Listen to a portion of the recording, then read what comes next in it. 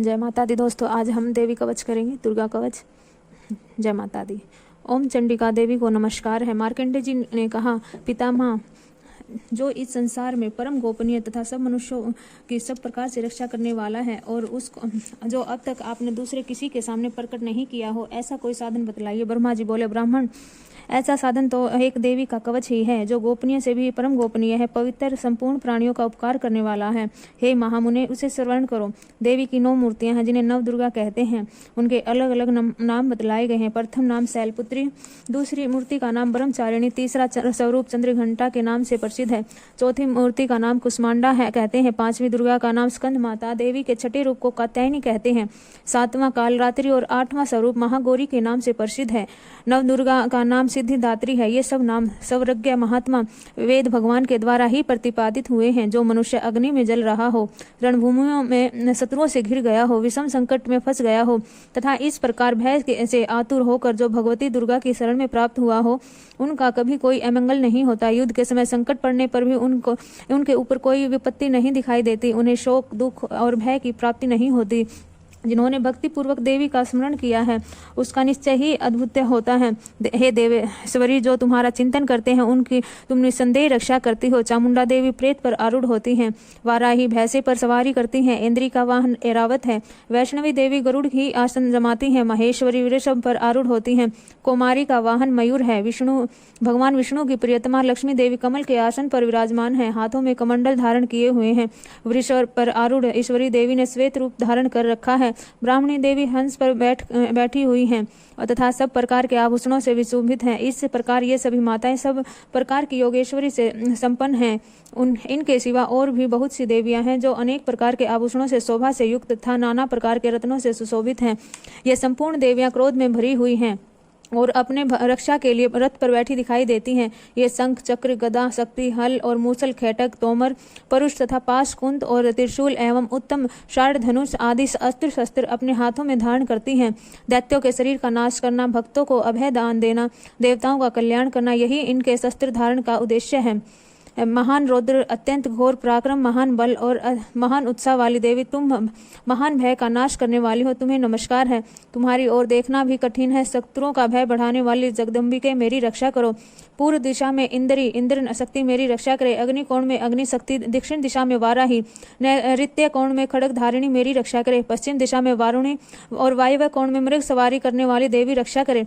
उत्तर दिशा में कुमारी और ईशान कोण में शूल धारिणी देवी रक्षा करे। ब्राह्मणी तुम ऊपर की ओर मेरी रक्षा करो, वैष्णवी देवी नीचे की ओर से मेरी रक्षा करे। इस प्रकार सब को अपना वाहन बनाने वाली चामुंडा देवी दसों दिशाओं में मेरी रक्षा करे। जया आगे से और विजया पीछे की ओर से मेरी रक्षा करे। वाम भाग में अजिता, दक्षिण भाग में अपराजिता रक्षा करे। घोतिनी शिखा की रक्षा करे। उमा मेरे मस्तक पर विराजमान होकर रक्षा करे। ललाट में मालाधारी रक्षा करे और यशस्विनी मेरी बाहों का संरक्षण करे। बाहों के मध्य भाग में त्रिनेत्रा और नथुनों की यम घंटा देवी रक्षा करे। दोनों नेत्रों के मध्य भाग में शंखिनी और कानों में द्वारवासिनी रक्षा करे। कालिका देवी कपोलों की तथा भगवती शाकनी कानों के मूल भाग की रक्षा करे। नासिका में सुगंधा, ऊपर के होठ में चर्चिका देवी रक्षा करे। नीचे के होठ में अमृत कला तथा जीवा में सरस्वती रक्षा करे। कुमारी की दांतों की और चंडिका कंठ प्रदेश की रक्षा करे। चित्रघंटा गले की घाटी की और महामाया तालु में रहकर रक्षा करे। कामाक्षी ठोड़ी की और सर्वमंगला मेरी वाणी की रक्षा करे। भद्रकाली ग्रीवा में और धनुर्धरी पृष्ठवंश मेरुदंड में रहकर रक्षा करे। कंठ के बाहरी भाग में नीलग्रीवा और कंठ की नली में नलकुबरी रक्षा करे। दोनों कंधों में खड़गिनी और मेरी दोनों भुजाओं की वृषधारिणी रक्षा करे। दोनों हाथों में दंडिनी, अंगुलियों में अंबिका रक्षा करे। सुलेश्वरी नखों की रक्षा करे। कुलेश्वरी कुटी पेट में रहकर रक्षा करे। महादेवी दोनों सतनों की और शोक विनाशिनी देवी मन की रक्षा करे। ललिता देवी हृदय में और शूलधारिणी उदर में रहकर रक्षा करे। नाभि में कामिनी गुहा भाग की गुहेश्वरी रक्षा करे। पूतना और कामिका लिंग की और महिषवाहिनी गुदा की रक्षा करे। भगवती कटी भाग में और विंध्यवासिनी घुटनों की रक्षा करे। संपूर्ण कामनाओं को देने वाली महाबला देवी दोनों पिंडलियों की रक्षा करे। नारसिंही दोनों घुटकियों की तथा तेजस्वी देवी दोनों चरणों के पृष्ठ भाग की रक्षा करे। श्री देवी पैरों की उंगलियों में और तलवासिनी पैरों में के तलवों में रहकर रक्षा करे। अपनी दाढ़ों के कान भयंकर दिखाई देने वाली द्रटा कराली देवी नखों की और उधर केशिनी केसों की रक्षा करे। रोमावलियों के छिद्रों में कोवेरी तथा त्वचा की वागीश्वरी देवी रक्षा करे। पार्वती देवी रक्त, मंजा, वसा, मांस, हड्डी और मेद की रक्षा करे। आतों की कालरात्रि और पित्त की मुक्तेश्वरी रक्षा करे। मूलाधार और कमल के कोषों में पद्मावती तथा कफ में चूड़ामणि देवी स्थित होकर रक्षा करे। नख के तेज की ज्वालामुखी रक्षा करे, जिसका किसी भी अस्त्र से भेदन नहीं हो सकता, वह अभेदा देवी शरीर के समस्त संधियों में रहकर रक्षा करे। ब्राह्मणी, आप मेरे वीर्य की रक्षा करो। छत्रेश्वरी छाया की और धर्म धारिणी देवी मेरे अहंकार, मन और बुद्धि की रक्षा करे। हाथों में वज्र धारण करने वाली वज्र हस्ता देवी मेरे प्राण, अपान, व्यान, उदान और समान वायु की रक्षा करे। कल्याण से शोभित होने वाली भगवती कल्याण शोभना मेरे प्राण की रक्षा करे। रस, रूप, गंध, शब्द और स्पर्श, इन विषयों का अनुभव करते समय योगिनी देवी की रक्षा करे तथा सत्वगुण, रजोगुण और तमोगुण की रक्षा नारायणी देवी करे। वाराही आयु की रक्षा करे। वैष्णवी धर्म की रक्षा करे। चक्रिणी, चक्र धारण करने वाली देवी यश, कीर्ति, लक्ष्मी, धन और विद्या की रक्षा करे। इंद्राणी, आप मेरे गोत्र की रक्षा करे। चंडिके, तुम मेरे पशुओं की रक्षा करो। महालक्ष्मी, पुत्रों की रक्षा करे। भैरवी, पत्नी की रक्षा करे।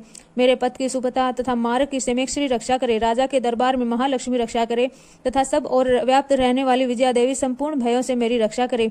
देवी, जो स्थान कवच में नहीं कहा गया है अतएव रक्षा से रहित है, वह सब तुम्हारे द्वारा सुरक्षित हो, क्योंकि तुम विजयशालिनी और पाप नाशिनी हो। यदि अपने शरीर का भला चाहे तो मनुष्य बिना कवच के कहीं एक पग भी न जाए। कवच का पाठ करके ही यात्रा करे। कवच के द्वारा सब ओर से सुरक्षित मनुष्य जहाँ जहाँ भी जाता है वहाँ वहाँ उसे धन लाभ होता है तथा संपूर्ण कामनाओं की सिद्धि करने वाला विजय की प्राप्ति होती है। वह जिस जिस अभिष्ट वस्तु का चिंतन करता है उसको निश्चय ही प्राप्त होता है, कर लेता है। वह पुरुष इस पृथ्वी पर तुलना रहित महान ऐश्वर्य का भागी होता है। कवच से सुरक्षित मनुष्य निर्भय हो जाता है। युद्ध में उसकी पराजय नहीं होती। वह तीनों लोकों में पूजनीय होता है। देवी का यह कवच देवताओं के लिए भी दुर्लभ है। जो प्रतिदिन नियम पूर्वक तीनों संध्याओं के समय श्रद्धा के साथ इसका पाठ करता है उसे देवी कला प्राप्त होती है तथा वह तीनों लोकों में कहीं भी पराजित नहीं होता। इतना ही नहीं, वह अपमृत्यु में रहित हो सांसों से भी अधिक वर्षों तक जीवित रहता है। जय माता दी दोस्तों। मकड़ी, चेचक और कोढ़ आदि उनकी संपूर्ण व्याधियां नष्ट हो जाती हैं। कनेर, भाम, अफीम, धतूरे आदि का स्थावर विष, सांप, बिच्छू आदि के काटने से चढ़ा हुआ जंगम विष और अहिफेन और तेल के संयोग आदि से बनाने वाले कृत्रिम विष, ये सब प्रकार के विष दूर हो जाते हैं।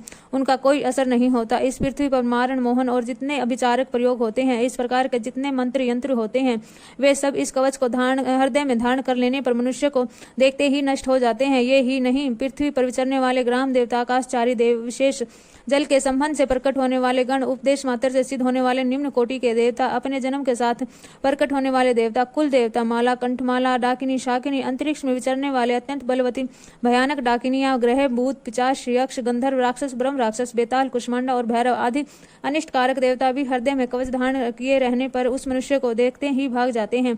कवचधारी पुरुष को राजा से सम्मान वृद्धि प्राप्त होती है। यह कवच मनुष्य के तेज की वृद्धि करने वाला और उत्तम है। कवच का पाठ करने वाला पुरुष अपनी कीर्ति से विभूषित भूतल पर अपने सुयश के साथ साथ वृद्धि को प्राप्त होता है। जो पहले कवच का पाठ करके उसके बाद सप्तशती चंडिका का पाठ करता है, उसकी जब तक वन पर्वत काननों सहित यह पृथ्वी टिकी रहती है तब तक यहाँ पुत्र पौत्र आदि संतान परंपरा बनी रहती है। फिर देह का अंत होने पर वह पुरुष भगवती महामाया के प्रसाद से उस नित्य परम पद को प्राप्त होता है जो देवताओं के लिए भी दुर्लभ है। यह सुंदर दिव्य रूप धारण करता था कल्याण में शिव के साथ आनंद का भागी होता है। जय माता दी।